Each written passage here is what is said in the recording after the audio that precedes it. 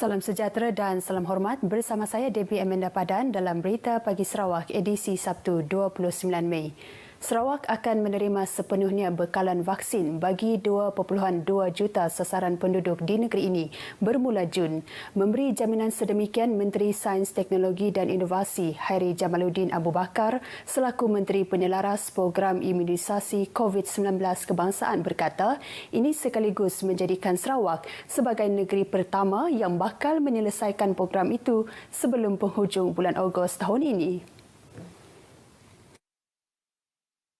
Menurut Hairi, walaupun Sarawak telah menyatakan hasrat untuk membeli dan memperoleh sendiri bekalan vaksin, namun bekalan sepenuhnya akan diberikan oleh Kerajaan Persekutuan bagi program imunisasi di negeri ini. Pembekalan besar dengan anggaran 380,000 dos vaksin akan dihantar ke Sarawak setiap minggu bermula pada minggu pertama bulan Jun hingga selesai sebelum akhir bulan Ogos. Pembekalan besar akan bermula pada minggu pertama bulan Jun, di mana penghantaran akan mula dengan skala yang lebih besar. Dan pada minggu pertama bulan Jun, kita anggarkan 380,000 dos vaksin akan dihantar ke negeri Sarawak dan akan dihantar pada setiap minggu sehinggalah mencapai 4.4 juta dos pada akhir bulan Ogos.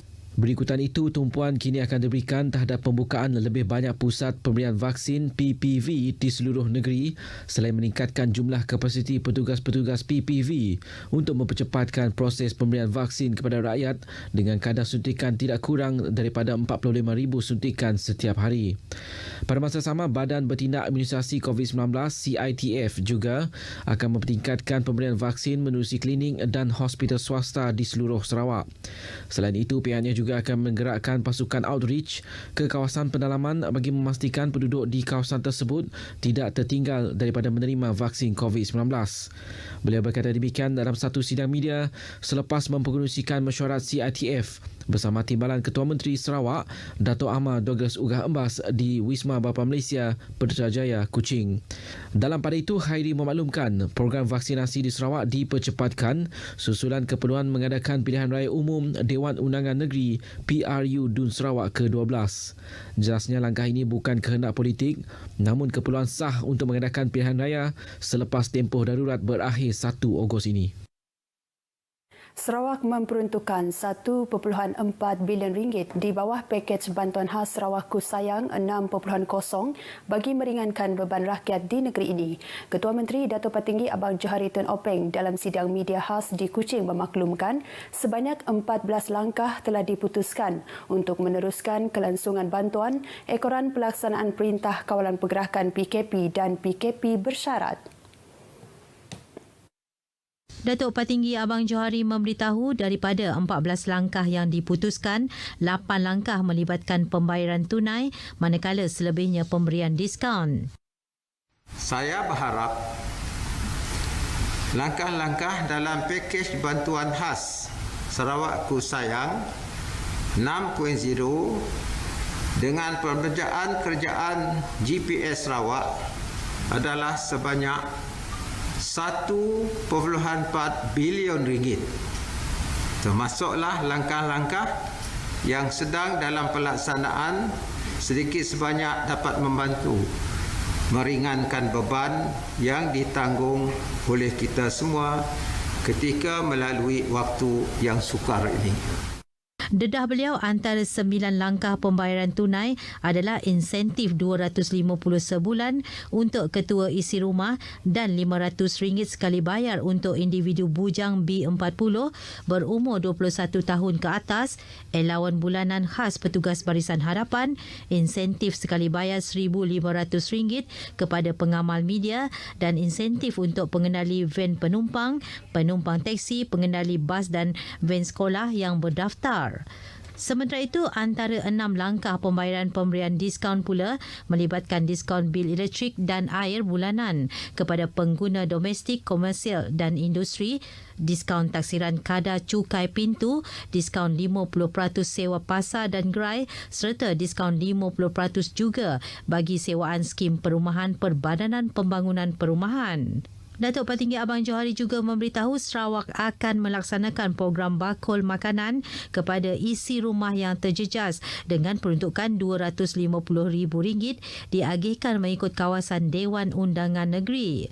Sarawak akan melaksanakan Perintah Kawalan Pergerakan selama 2 minggu bermula hari ini hingga 11 Jun. Kes positif COVID-19 di Sarawak kekal 3 angka dengan 698 kes baharu dicatatkan semalam, menjadikan jumlah keseluruhan kes meningkat kepada 45,436 kes. Jawatankuasa Pengurusan Bencana Negeri JPBN dalam kenyataan media memaklumkan daripada jumlah yang direkodkan semalam, sebanyak 401 atau 57.45% kes telah dikesan di daerah Sibu sebanyak 159, Miri 125 dan Kuching 117 kes. Dalam pada itu, angka korban akibat COVID-19 turut meningkat kepada 276 dengan 4 lagi kematian direkodkan semalam. Kematian melibatkan 3 perempuan warga negara tempatan berumur 57 tahun, 77 dan 89 tahun serta seorang warga negara lelaki berumur 72 tahun. 3 kematian direkodkan di Hospital Sri Aman dan 1 kematian di Hospital Umum Sarawak. Sementara itu, Jabatan Kesihatan Negeri Sarawak mengisytiharkan 1 kluster baharu iaitu kluster Tengah Hulu Gedong Simunjan. Kluster tersebut merupakan kluster komuniti yang dikesan di Kampung Tengah Hulu Gedong Simunjan yang telah merebak melalui pergerakan sosial berziarah semasa sambutan Hari Raya Aidilfitri yang lalu. Kluster melibatkan 20 kes positif COVID-19 termasuk kes indeks. Turut diisytiharkan penamatan kluster Sungai Gemuan Meradong setelah tiada kes baharu dikesan atau dilaporkan dalam tempoh 28 hari melibatkan kluster ini, manakala 85 kluster masih aktif. Solat fardu di masjid atau surau adalah tidak dibenarkan kepada awam sepanjang pelaksanaan Perintah Kawalan Pergerakan PKP bermula hari ini di seluruh negeri. Majlis Islam Sarawak MIS menerusi kenyataan media garis panduan masjid dan surau semasa PKP memaklumkan solat fardu hanya dibenarkan untuk 5 orang terdiri daripada pegawai masjid dan jawatankuasa pengurusan masjid atau surau. Solat Jumaat juga tidak dibenarkan kepada orang awam dan hanya dibenarkan kepada 15 orang terdiri daripada pegawai masjid dan jawatankuasa pengurusan masjid atau surau dengan mematuhi penjarakan fizikal.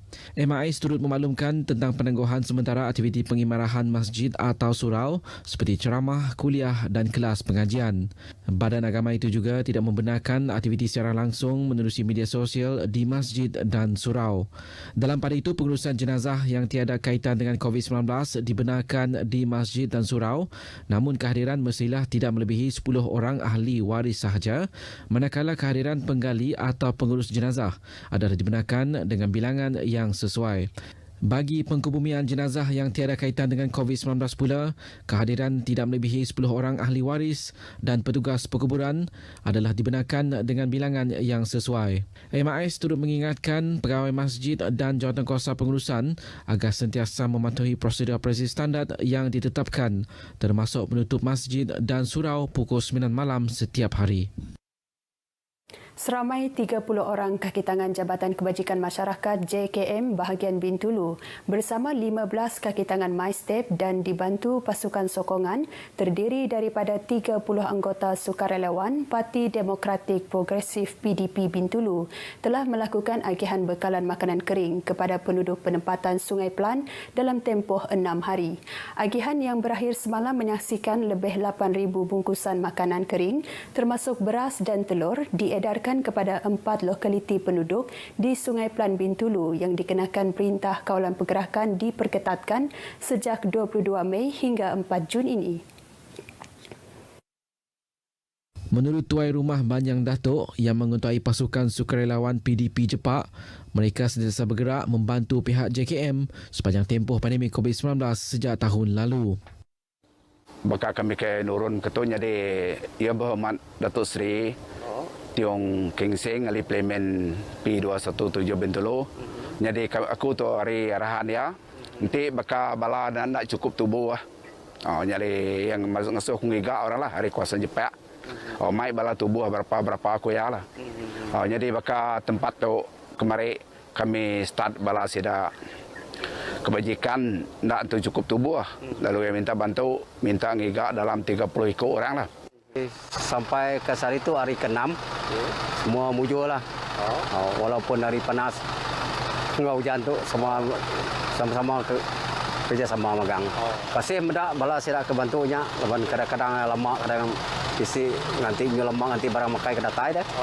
Sarawak seperti yang didedahkan Ketua Menteri Datuk Patinggi Abang Johari Tun Openg semasa taklimat perkembangan pandemik COVID-19 di bahagian Bintulu 2 minggu lalu menyatakan sejumlah RM242 juta telah dibelanjakan sehingga Mei ini bagi menangani pandemik ini termasuk bantuan bekalan makanan seperti ini. Jawatan Ketua Polis Daerah KPD Kuching kini disandang oleh ACP Asmon bin Bajah. Majlis menandatangani nota serah terima tugas jawatan tersebut antara Superintendent Merbin Lisa dan ACP Asmon berlangsung di Kuching disaksikan oleh Pesuruhjaya Polis Sarawak Dato' Aidi Ismail. ACP Ashmon yang berasal dari Kudat Sabah mula menyertai Polis Diraja Malaysia PDRM pada 1 November 2003. Beliau yang berusia 42 tahun memiliki sarjana muda pengurusan awam dan sarjana muda undang-undang penguatkuasaan. Sebelum berpindah ke Kuching, ACP Ashmon menyandang jawatan KPD Kota Tinggi selain pernah menggalas tugas sebagai timbalan KPD Kota Tinggi dan MUA. Dalam ucapan ringkasnya, beliau menekankan 3 perkara utama iaitu memperkasakan integriti dalam kalangan warga PDRM, memperkasakan sistem penyampaian perkhidmatan dan mengekalkan kesejahteraan rakyat. Baik, paparan itu tadi mengakhiri berita pagi Sarawak. Lindung diri, lindung semua. Sehingga berjumpa lagi, salam hormat.